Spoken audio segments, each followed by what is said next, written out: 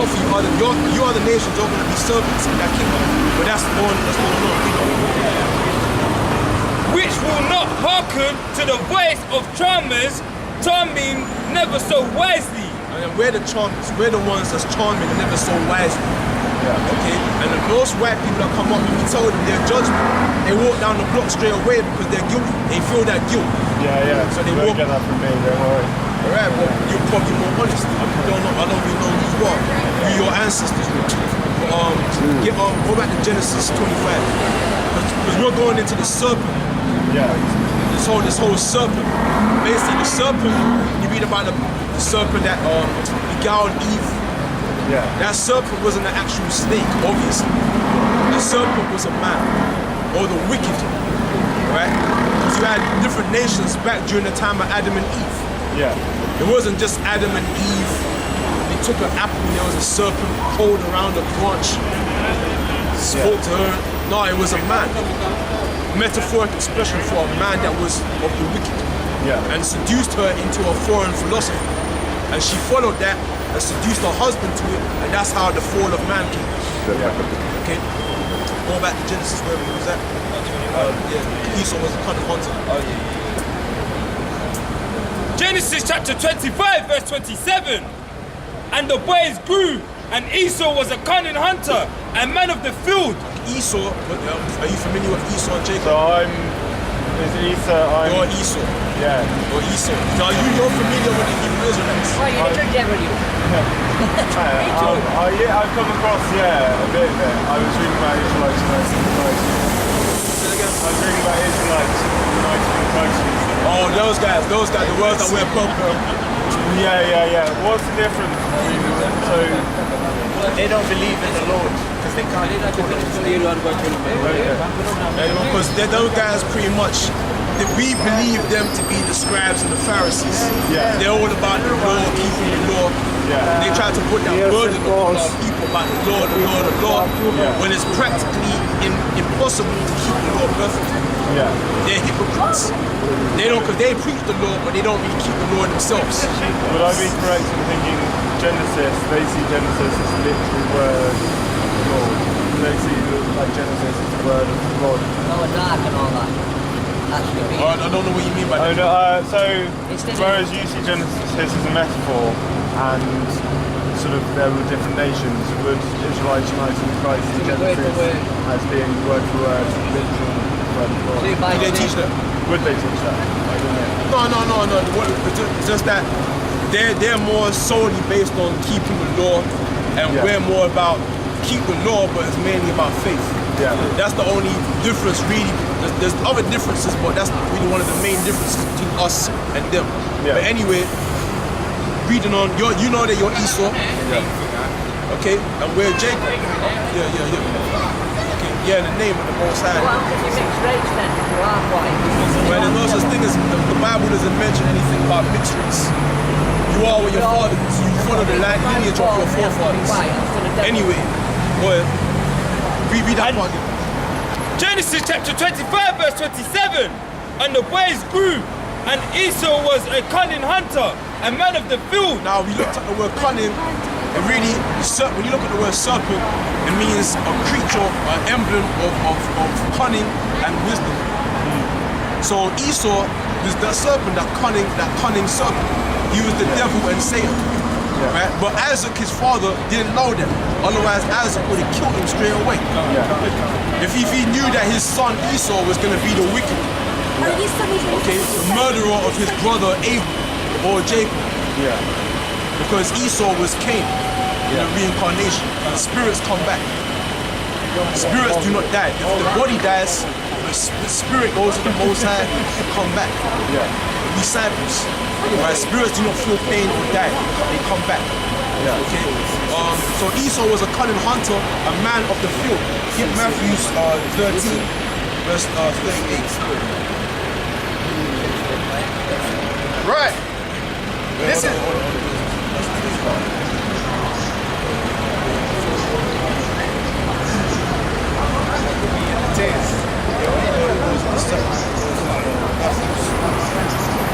Yeah, verse 38. Right. Right, this is Matthew chapter 13, verse 38. The field is the world. The good seed are the children of the kingdom. Right, so it said the field is the world. Yeah. So when you read about it, it said Esau was a man of the field.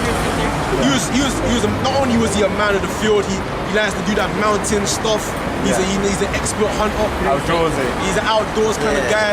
You got them North Face jackets. Yeah. So, you know what I'm saying? He likes to be out there, trying to say hiking and hitchhiking and being out at sea, being the first man to sail the seas. And he's an outdoor kind of man. That's what Esau and his children, they had that spirit on them. Yeah. But he's also what? A man of the world. The field is the world. Meaning he's not spiritual. Yeah. Most white people, if you ask them, they don't believe in God. Yeah, I don't. Exactly. Hey, that's the spirit. That's the spirit. What? You believe in God? Yeah. He's Irish. I'm lying, sorry. Huh? I'm not lying, I do, honestly. All right. Well, what colour is he? Alright. Well, he believes in God. But anyway, most white, if you ask them, they'll say, no, I don't believe in God. Alright, they don't believe in God. You know what white people, so I don't like saying the word white. Edomites, you believe in yourselves. You believe in the power of, that's why it makes you so proud and arrogant. You believe you're proud. You got that pride and arrogance. You Black people are proud. in this. You pray, you give honor and glory to yourselves. Right?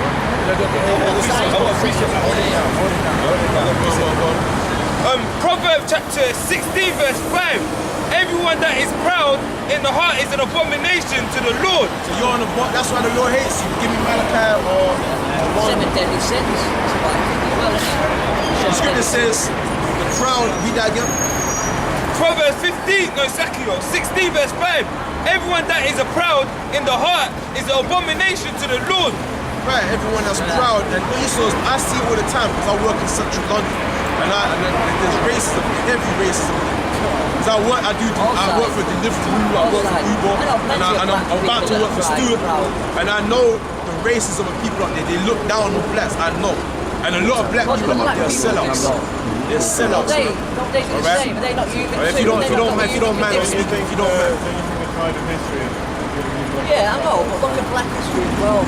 Alright, but anyway, I'm just going to say what everyone that's proud is. Well, I'm going to get taking from it, but don't take from that. Well, if you- all white people, all this white is people. thou hands join in hands, he shall not be unpunished. Right, though hand join in hand, the wicked shall not go unpunished. Because you got a lot of our people that want to justify the so-called white man. They've fallen in love with their oppressor. They have something from Stockholm syndrome. They've fallen in love with the people that cause them the most pain. They have a psychological problem where they don't value it through fear. They wind up showing love to the people that cause them the most pain. It's really through fear. And not knowing yourself. If our people knew their history or knew who they were, then they have a sense of esteem.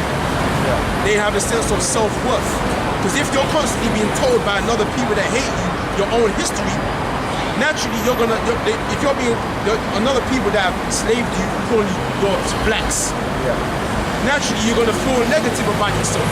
Especially if the other people have power over you, you're gonna feel inferior to them. But now if our people knew their history, they will know that we're actually superior to you. And then the only reason why we're down and out this way is because we sinned against our God. We sinned against our please. Because we sinned against our power, man. That's the only reason why you're over us. And inferior other races who are supposed to be our servants are ruling over us. And that's not racist at all. Yeah, servants, exactly. I'm thinking about man for it. Right, this is Malachi chapter 1 verse 4. Whereas Edom said, we are impoverished, but we will return and build the desolate places. Right, so you was read that again. Malachi chapter 1. Read it from the top. Malachi chapter 1 verse 4. Verse 1. Verse 1. The burden of the word of the Lord to Israel by Malachi. I have loved you, saith the Lord. Love us, Israel. Yet ye say, wherein hast thou loved us? So our people saying, how's God loved us? Look at us, we're in the ghetto. Everyone looking down on us. All women don't respect us. The majority of them are given over to prostitution. We're killing one another. Half of us are Muslims, another part are Christians, another part are Egyptians, because all of us want to be white people. How has God loved us? How are we blessed? We're being killed all the time, we're under attack, we have no economy, we have no power to do anything in our hands. How has God loved us, Lord? Right.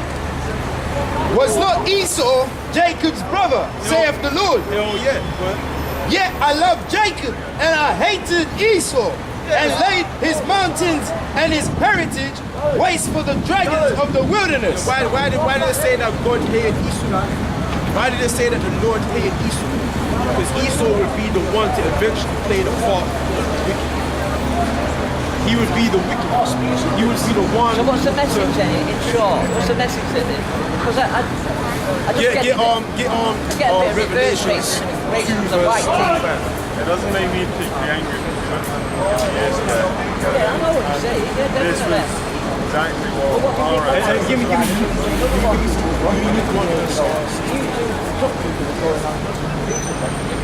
Right, this is Revelations. So this man asked what the point is. Yo, this man asked what the point is going to Oh be. God, no, what's your message? Revelations chapter 2, verse 25. But that which ye have, hold fast till I come. So that which you have already, hold fast till I come. That which you have talking about is faith. It's wisdom and it's understanding. Hold it fast till I come, meaning when the Messiah comes. And he that overcometh and keepeth my works unto the end, to him will I give power over the nations, and he shall rule them with a rod of iron. As the vessels of a potter shall they be broken to shivers, even as I received of my Father, and I will give. Right. So the whole point is power, man. We want power. Because right now, who has the power? Your people.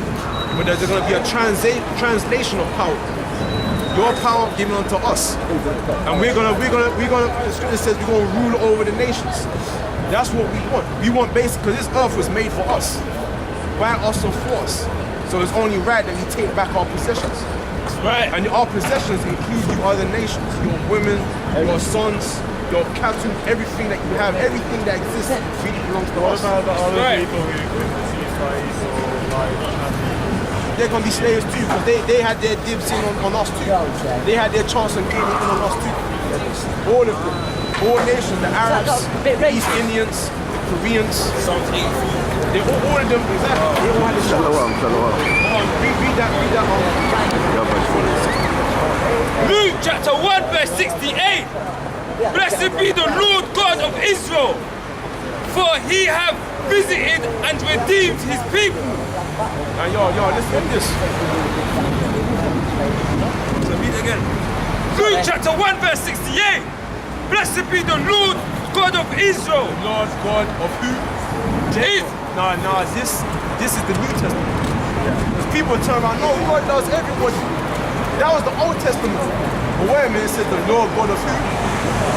of Israel. Of Jacob, us, our people. Go ahead. Blessed be the Lord God of Israel, for he hath revisited and redeemed his people. So how did he do that? How did the Lord God visit and redeem his people? By sending his son. By sending his son to redeem his people by his death. By his sacrifice of his own body. By on the cross, he brought us back unto the Most High again. Because he was that sacrifice. He was that lamb of sacrifice. But the Most High, God of Israel, he deals with sacrifices. That's how sins are forgiven. A lamb has to be sacrificed, or a goat or a bullock or something like that. He sacrificed himself so we, the Israelites, could be redeemed, not the other nations and people. They've got nothing to do with this. All right? Go What ahead. happened to the people that was born before Jesus? I'm running out of time. Have a lovely evening. All right, then. All right. And have raised up an horn of salvation for us in the house of his servant David. Right, so the scripture said he raised up a horn of salvation in the house of David, of the lineage of David. All right? Showing you that it's all about the man. Your nationality is dictated by the father. It said the house of David, not the house of because Yahweh Shai came from the line of Joseph, Joseph came from the land of Solomon. All right. Mary was Maria. She was also a descendant of David, but from Nathan, because David had many sons. But Mary's bloodline came from Nathan, which was another son of David. But Joseph's bloodline came from Solomon, and Yahushua came from that bloodline.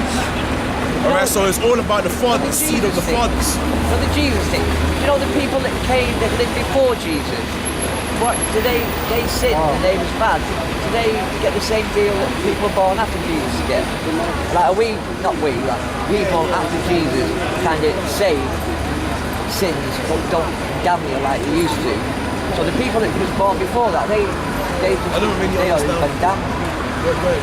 No, he died for our sins, but what happened to people that died before he died? As he spake by the mouth of his holy prophets, which have been since the world began.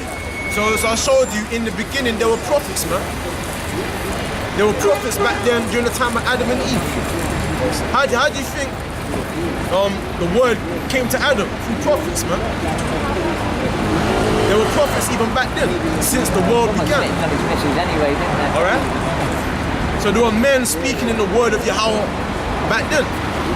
Go ahead.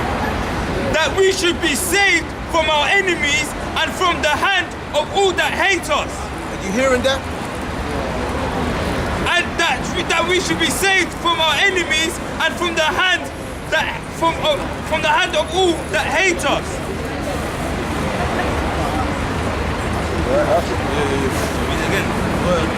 Read that again. That we should be saved from our enemies and from the hand of all that hate us. Yeah, exactly. So we're hated, man. There's all nations hate us, man.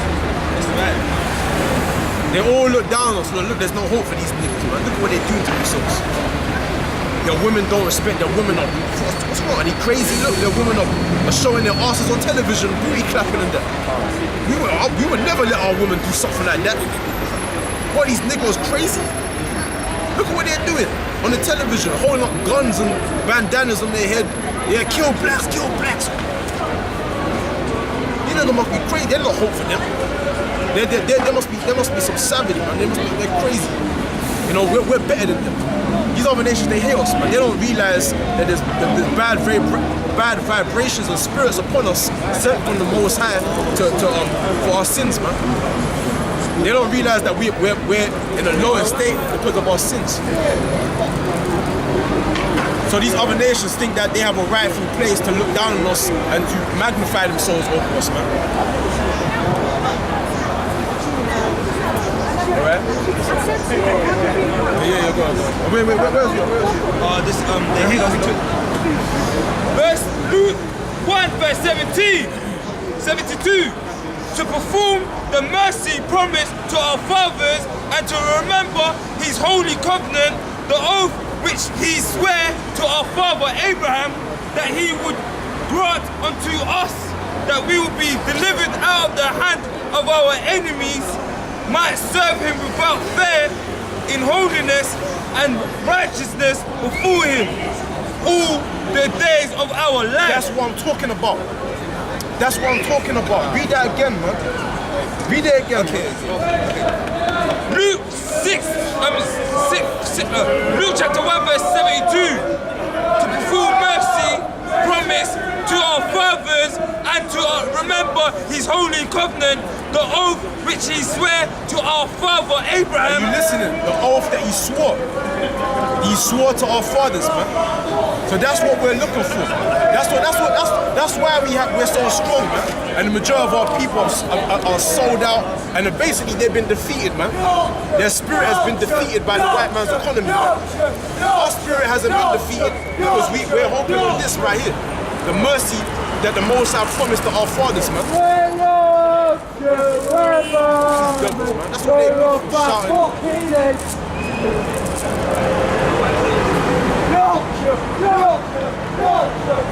That's why they're so aggressive. That's why they need to go in slavery, man. You know, all these fucking crackers need to go in slavery, man. They ain't fit to... But the black woman wants to get with them. I don't understand, bro. I don't get it. Can't you see he's the waste man? Go ahead. Can't you see that? But because he has money, see, anyway, man, she just a woman, anyway. The scriptures say the Most High gonna perform the mercy promised to our fathers, man. See, that's why in that aspect, I respect the Israelite man, man. Even though right now, he's in a messed up condition, that's one thing I respect about the Israelite man, is that he's a freedom fighter, man. A soul survivor, man. Even though all kind of troubles come upon him, he's still running, man. He's still running for the kingdom, man. No matter, he's still persevering, he's still enduring, man. You know what I'm saying? He's a spiritual man, man. His faith gives him the strength to carry on, man. Even though his woman might betray him, even though the cracker want to get on him, even though the East Indian want to throw stones at him, the Arabs want to tie him up by his feet and hang him, the black man still carry on because the Most High chastising him to prepare him for the throne to come, man. For the throne to come, man. We have the thrones waiting for us, man. But we have to prove ourselves that we're worthy to sit upon those thrones, man. Most High ain't gonna take some liberal that ain't been through nothing and just throw him on the floor. The Most High gonna have to chastise you. In fact, let's go through the scripture. Let me go through the scripture. I'm good, man. Let me go. Yeah, man. It says, Deuteronomy chapter 8, verse 5. Thou shalt also consider in thine heart that as a man chasteneth his son, so Yahweh thy God chasteneth thee. Therefore thou shalt keep the commandments of Yahweh thy power, to walk in his ways, and to fear him. Alright? For Yahweh thy power bringeth thee into a good land, a land of brooks of water, of fountain, and depths that spring out of valleys and hills, a land of wheat and barley and vine and fig tree and pomegranate, a land of oil, olive and honey, a land wherein thou shalt eat bread without scarceness. Thou shalt not lack anything in it, a land whose stones are iron, and out of whose hills thou mayest dig brass. Alright? And I love the Bible, man. The Bible resonates with my spirit, man. When I read it, exactly. You don't say when and sometimes you can go from some angle, like you might go a week or two without reading the Bible because the spirit not really on you. But the second you touch ground, you open up the Bible, you think, shit, man, what that? You start flicking the page, you read more. You know what I'm saying? Something this, you're attracted to the word, man. It's like a woman. You know, you see a woman with a fat curve, man. You think, you must think, no. At first you tell yourself, I ain't chatting to these bitches, like, fuck these bitches. And when you see the curve, you're like, holy you go over there. Hold on, man. You go over there, man. You just say something, man. You say, all you can say is no, it don't matter. But that's how the thing with the scripture. At first, you're like, it's a week goes by, you're like, you're probably at work all the time, so you probably haven't found that time to like go into scriptures yet. Every time you come home, you're tired. But you're like, oh, I'll probably remember scriptures. But then when on a weekend, on a Saturday morning, before you go out to teach, you open up the Bible, you're like, God damn, man, shit, man. You're like that woman, you know, you see them curves, you know what I'm saying? You're like, shit. You know? That's what the scripture is like. The Bible got to resonate with you, man. Alright? And before you know it, you be highlighting shit. The spirit starts flowing. Alright? You gotta get in that spirit, bro. You gotta live the Bible. You gotta live the gospel. You are a prophet. You gotta walk in the ways of a prophet. Alright? You gotta walk in the Bible. Well, don't pretend. Don't put on the prophet on a weekend. You gotta live it even when you're at work. When you see wickedness, you're like, look, you're vexed with the filthy ways of the wicked, man. You might not be prophesying every day of the week, but you're meditating like the mentality of a prophet. Right, this is Hebrews chapter 12, verse 5. And ye have forgotten the exhortation which speaketh unto you as children. My son, despise not thou the chastening of the Lord, nor faint when thou art rebuked. For whom the Lord loveth, he chasteneth, and scourgeth every son whom he receiveth. Right, man. So that's good, man. Because certain brothers, they start bucking up when they get rebuked. You get there's certain brothers, man, they get all offended when they get told something, man. When they get told orders. Who is he to tell me? You know? Or you get told orders by a guy you don't really respect his outward appearance. He's smaller than, skinnier than. And that's a carnal, man. That's a carnal guy. A guy that's new usually would think like that. When you're in this truth, you know that when the Most High told Samuel, he said, he went to Jesse and he said, one of your sons is going to be the king over Israel. Jesse jumped and said, yeah, it's going to be my eldest one. It's going to be him. It's going to be the big guy. Okay. Yeah. It's going to be the big hench guy. Okay. The big one. Go ahead. Samuel 16. It's going to be one of my top sons. Because that's how King Saul was chosen. He was the tallest among all Israel. He told us to be the most wicked. The wicked yardy man. Wicked yardy man. You know what I'm saying? Wicked yardy man, bleach up his skin. Good. Okay. Go ahead. Right, this 1 Samuel 16 and 4. And Samuel did that which the Lord spake and came to Bethlehem. And the elders of the town trembled at his coming. And I like that part. The elders trembled when Samuel came, showing you that the Most High to be feared, man. Because every time the prophets came, they were like, oh no, what did we do wrong now? They were like, oh, for fuck's sake, man. What did we do? They're just preparing themselves for the bad news. Saying the Most High is going to send another nation to destroy our city or something, man. Because there's different kings. If you read about history, there are certain kings that hated the prophets, man. They said, oh, this guy always got something evil to say about me. You better say something good about me. Because it's in, I think it's in Kings somewhere. One of the kings, I don't like that guy because he always speaks evil about me. And Zedekiah as well smoked Jeremiah, innit? Yeah, exactly. There's all the prophets, because the people, our people in general, they love smooth things, man. They love lies, man. If you say smooth things, that it boosts up their ego. That's how the church is. But if you condemn them, you say, oh yeah, this church is going to be destroyed. They'll say, no, we don't want you here now. Please leave. You know what I'm trying to say? Because you're disturbing you're disturbing the good, joyful spirit. You know? Yeah, you know? Yeah, that smooth demon, they prophesy lies, prophesy deceits. That's in Isaiah.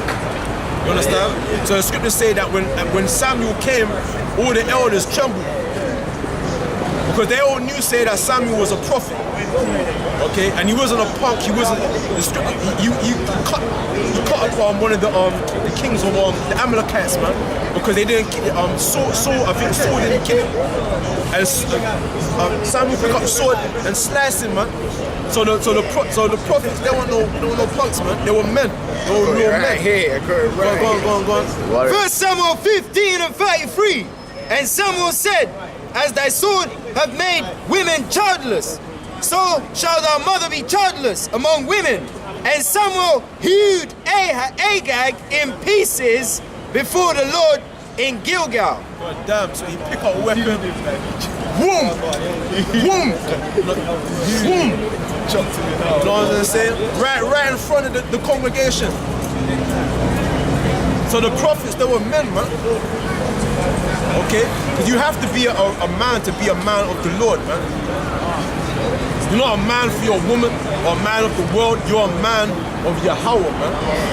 So you have to man up. You got to gird up your loins like what the Most High told Job.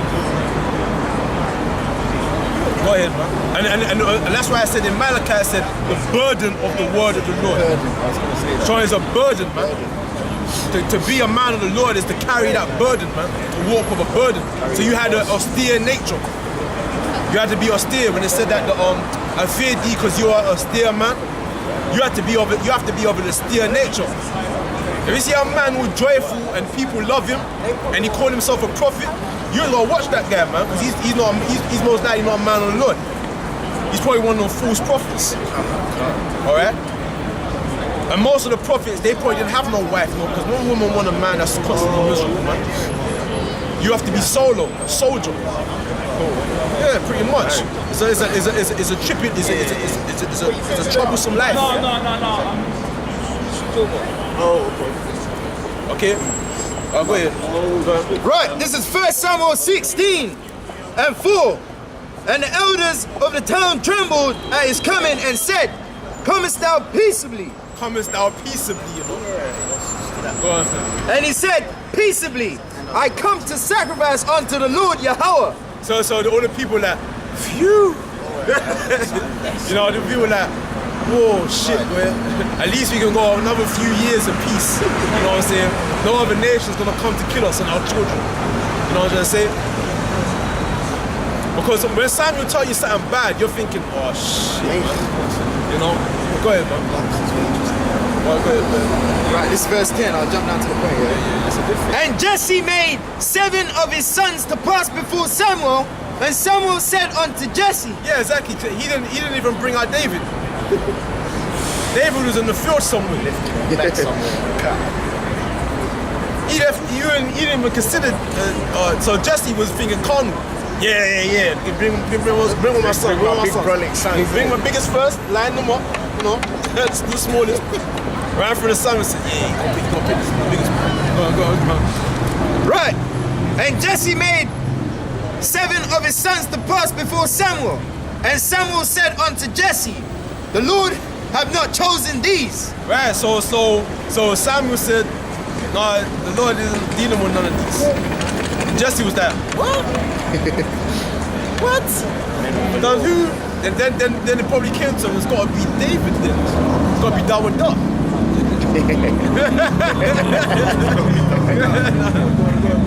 And Samuel said unto Jesse, are here all thy children? And he said, there remaineth yet the youngest, and behold, he keepeth the sheep. And Samuel said unto Jesse, send and fetch him, for we will not sit down till he come. Right, so stop there. So first thing is Jesse had 8 sons. He had 8 sons, right? And the youngest one was minding his business, man. In the field, he was of a humble nature. To be minding sheep, you're not businessing with men. In fact, yeah, exactly. Things that don't concern you. You're just minding the sheep, man. Because sheep is an emblem of what? Humility. Humility, man. Okay? Like a sheep to the slaughter. You're humble, you're docile. Okay? Because there was a war going on and he wasn't even involved either. It wasn't even involved. Yeah. Right, so that shows you, that's good, man. Because they laughed at him when he wanted to take on Goliath. Right, and the Goliath said what? He's a stripling. Yeah. And he laughed at him. He said, you're trying to make mockery. He said, cursed him in his different paganistic gods, man. Dagon and the different gods, man. I cursed you in the name of Dagon. You know what I'm saying? You know what I'm saying? You would dare challenge me. Stripling. They go ahead, man. And he sent and brought him in. Now he was ruddy, and withal a beautiful countenance. Yeah, so he was ruddy. He probably wasn't as dark as other Israelites. He was probably more brownish, reddish complexion. Alright? More fairer skin.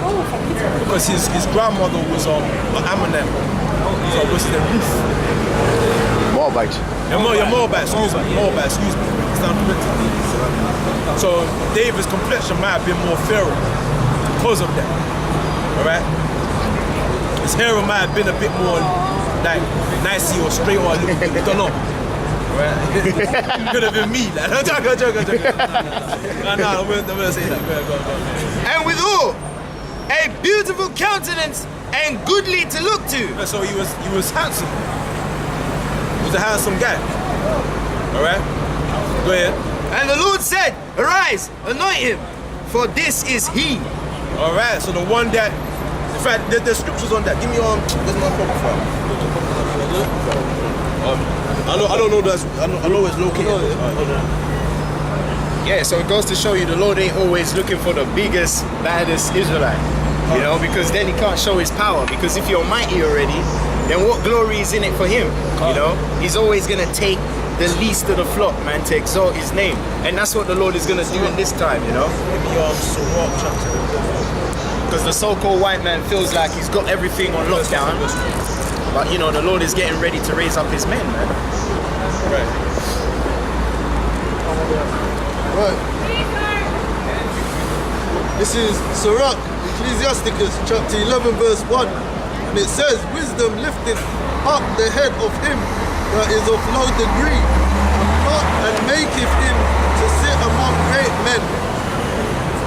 Commend not a man for his beauty, neither abhor a man for his outward appearance. Neither hate a man for his outward appearance. So that's what's going on with David. They hated him because he's a stripling, he's the youngest one. How could he be the next king? We need a strong man to represent our people because we're constantly under attack by the Philistines. You can't be a strip, you know? You probably die underneath him. So definitely has to be one of my strongest sons. That's how Jesse was probably thinking, said, yeah, you put one of my oldest sons. So he can guide against the damn Philistines, man. Cheapest. You know, he was thinking in a carnal perspective. Alright? But showing you this thing is all about faith, man. Most High deals with the weak one, the small guy. But let me read this. It says, the bee is little among such a fly. The scripture says the bee is little among such a fly. Go ahead. But her fruit is the chief of sweet things. But her fruit is the chief among sweet things. Alright? A bee is a small creature, but look how much honey. I buy honey all the time. Honey is a therapeutic, man. It's good for healing infections and boosting the immune system. And it's a good natural sweetener. It's an alternative to sugar. Alright? So that's what bees produce, man. And what's Esau doing? Trying to kill off the bees, man. Damn. He's trying to kill off the bees. Alright? Go ahead. Boast not of thy clothing. Boast not of thy clothing. Go ahead.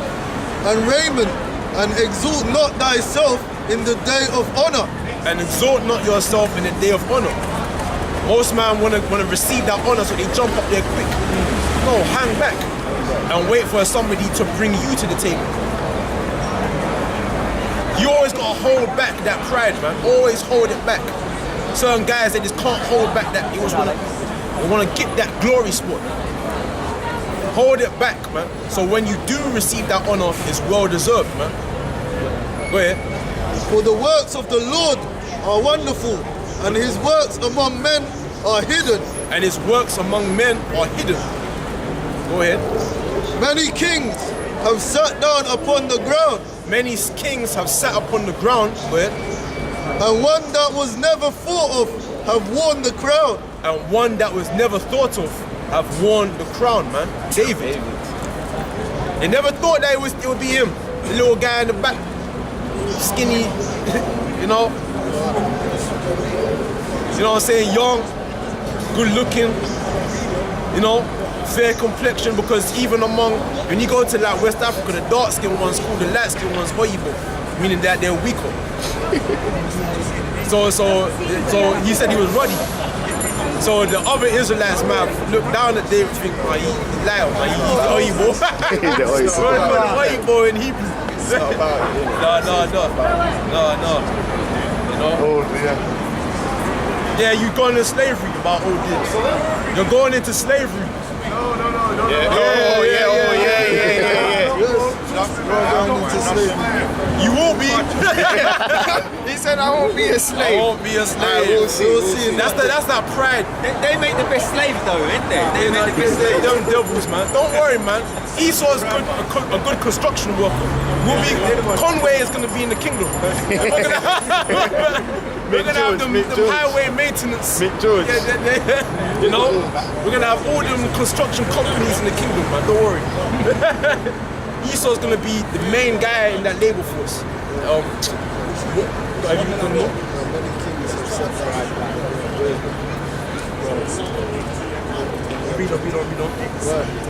Many kings have sat down upon the ground, and one that was never thought of have worn the crown. Many mighty men have been greatly disgraced. Many mighty men have been greatly disgraced, man. Saul, Goliath, even Samson, man. He disgraced himself over a fucking woman, man. A woman brought him down.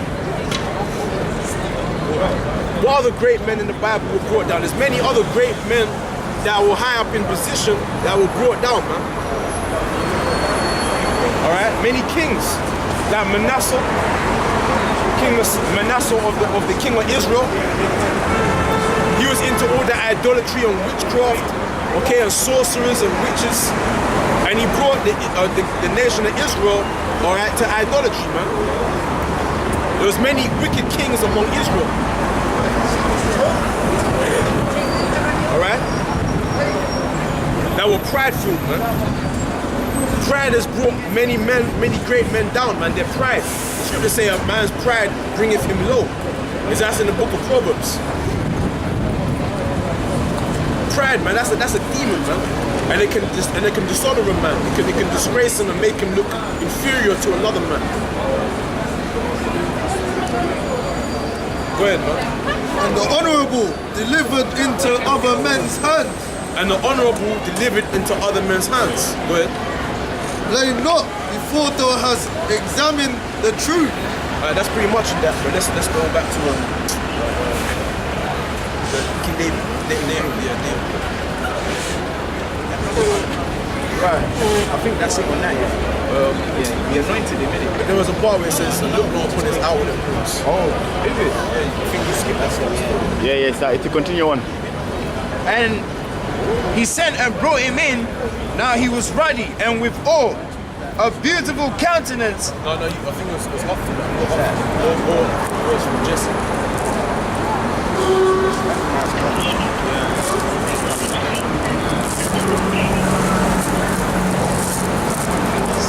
It's up here, I think it's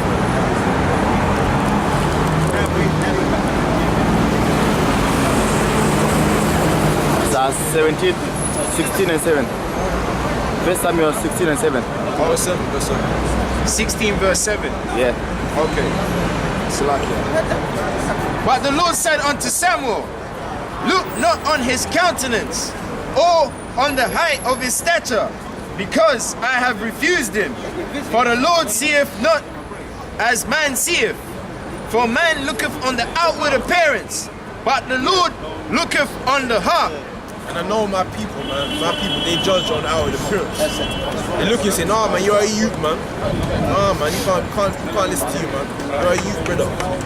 Nah, you have to listen to us, man. Alright? But they look down on you because you're a younger man. Your stature is tall and big. And they won't respect you based upon that. But they don't understand that's not how the most operate. Just give me Isaiah 55, man, verse 8. Most I don't thoughts in the Lord. But you said you had a piece of blood. This is 1 Corinthians 1 and 25, and it says, because the foolishness of the Most High is wiser than men, and the weakness of the Most High is stronger than men. For ye see your calling, brethren, how that not many wise men after the flesh, nor many mighty, not many noble are called. But the Most High hath chosen the foolish things of the world to confine the wise, and the Most High hath chosen the weak things of the world to confine the things that are mighty. And that's how the Most High shows his power, man. Don't mean to cut. Have you got any more on that? Last bit. Verse 28, it says, and the best things of the world, the things that are despised, hath the Most High chosen, yea, and the things which are not, to bring not to the things that are. And that's pretty much symbolically us, man. Because really, we're seen as being nothing, alright? But we're bringing naught to the things that are, man. Esau and his philosophies and his belief system, man. Alright? The Most High chooses, that's why we know that the Most High loves us, man. Because he chooses us to confound things that are. You understand what I'm saying? So we gotta know in this truth that we're valuable, man. That when we get chastised, it's because the Most High loves us. That's why he's chastising us. That's why these people hate us and so stereotypical against us, just because of what we are. we should take that with great pride. That's a badge of honor when you disrespect me. When people, like when I was on my job, and these crackers say, oh, I remember one cracker in the car, was calling me a gangster, calling me a criminal, because it was cold, innit? So I was like that, I was riding on my back, and he kind of rode, and he stopped. I said, what the fuck are you doing that for? And he said, yeah, because you're going down the wrong way. And I was like, I ain't gonna go round, am I? I'm just gonna go straight. This is there. It's going there. And he said, and I just rolled off, and he started saying, oh, gangster, criminal, and everything like that. I think, man, don't even know me. You know what I'm saying? Only he's saying me I'm this drug dealer and all that shit. In my head, I didn't go back and get mad, because I know that he's the devil. He's just doing what he's supposed to be doing. He's doing what the devil is supposed to do. So I'm not gonna get mad, and it doesn't affect me. An average Negro would have lost his mind and said, oh, you're a racist, you're that, you're that. He's supposed to be that. He's doing what he's designed to do. He's like a robot. A robot is programmed to do a certain thing. Esau's programmed to be crooked, to be the wicked. So I'm not offended by that. I just rolled off. I didn't even engage in that shit. It's not gonna, if I beat him up, it's not going to change how he thinks about me and shit. You know what I'm saying? It's like that. We're the filth. The scripture says we're the filth of the world, man. Get that. Get what it says on. Except the apostles lost. It says on. I think they have reset. You know what that is.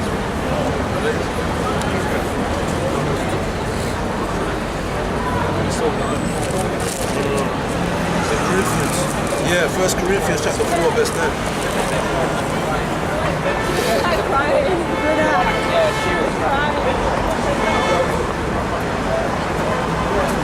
Yeah, man, because it's a gift. What we have is a gift. Can I get it?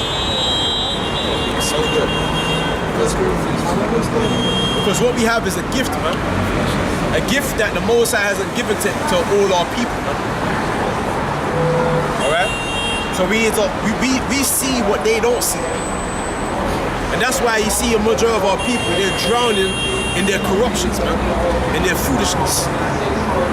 Okay? In their own deceivings and their own pride. They're drowning in it, man. And it's defiling them. It's destroying them. The things that they're doing to themselves, alright, and towards one another. The hatred that they have towards one another, all because they didn't receive the love of this truth, man. And there's all praise to Yahweh Ba'ashem Yahweh Shai, man. You understand what I'm saying? Go ahead. This is 1 Corinthians 4 and 9. And it says, for I think that God have set forth us, the apostles, last. Yeah, I think that the Most High set us, the apostles, last, man. Because they had error. You had the zealots.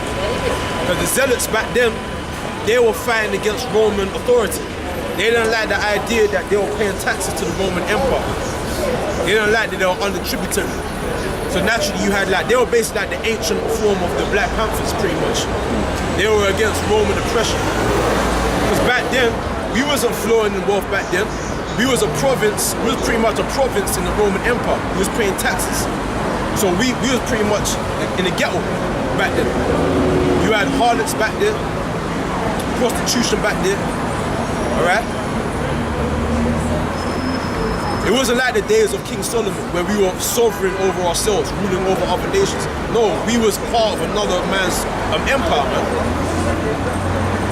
So you better believe you had black women selling out back then. What did Paul say? He said, for many have turned aside after Satan. So a lot of our women, they chose the way of the Roman way, even back then. You had a lot of sellouts among our people. Like the main one, 70 AD, who led the armies, the Roman armies against Jerusalem, was a fucking nigger, man.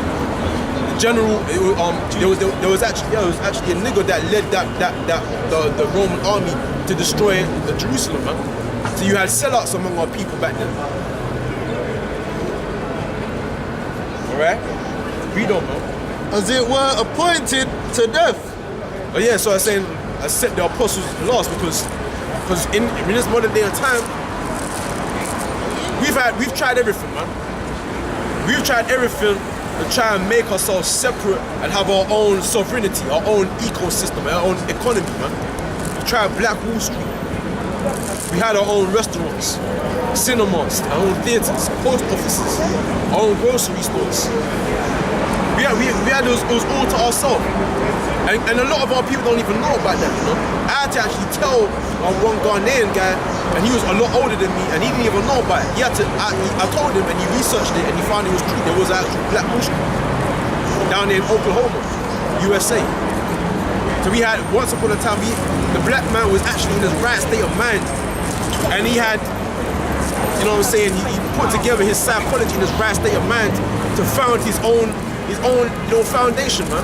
But what did Esau do? He flew over and bombed that shit to hell and back. Because Esau's not going to have or tolerate an Israelite man being equal in power with him, man. And really, it's because it's set up in the spirit. This is Esau's time to rule. So it wasn't really our time to rule anyway back then. But the point being, we had, that's cool. But we tried everything. Marcus Garvey's marching, protesting, even demanding fucking money, reparations. Reparation, yeah. We tried all that. Protesting, violence against the police. We tried all of that, man. Getting together and speaking and conversing black man to black woman. You had your Dr. Amos Wilson. I ain't gonna lie, listen to some of his videos because he's a good psychologist about black issues, the so-called black issues. But none of that is gonna deliver us. The scripture says, and none shall buy you, man. You'll be sold to your enemies and none shall buy you. You know, no man's gonna redeem you, no man's gonna save you. So it's not by our own hands that we're gonna be delivered. No Israelite's gonna pop up and try and be the next Marcus Garvey. Try and be the next Malcolm X, try and be the next Martin Luther King. You understand? It's not gonna happen. You got a lot of young brothers out there. There's a spirit on them where they think, yeah, I'm motivated, man. I think we can train up the youth and teach them, and we can have our own businesses. That ain't gonna happen, man. Even though we might tell them that, and then they turn around and say, oh no, you're just bringing a bad vibe, man. You're bringing a bad vibe. We're telling the truth. It's not gonna happen. Esau's not gonna tolerate you so-called black men and equal power to you. Do you really think you're gonna have your own economy without the white man knowing? Without him seeing? Remember what happened to Black Wall Street when we tried it? Exactly, when we tried it, and what happened? It's called learning from history. Because history can repeat itself. And first, if you do have your own economy, you need your own army to defend that economy. Because the scripture says, from the hand of all them that hate us, right? You know we're hated, we have enemies. So how are you gonna defend our economy? You need an army. You need an ICBM ballistic missile system. You need silos. Where you gonna get all that from? It's not gonna happen. We're in a situation where our back is now against the wall. Our enemy has us on all sides, man. He has us cornered, man. Our back is against the wall. The only hope left is turning onto him, man. And that's spiritual. The Most High has made it where we run out of options. Where set us, the apostles, last, as it were, appointed to death. Like we're a sacrifice, man.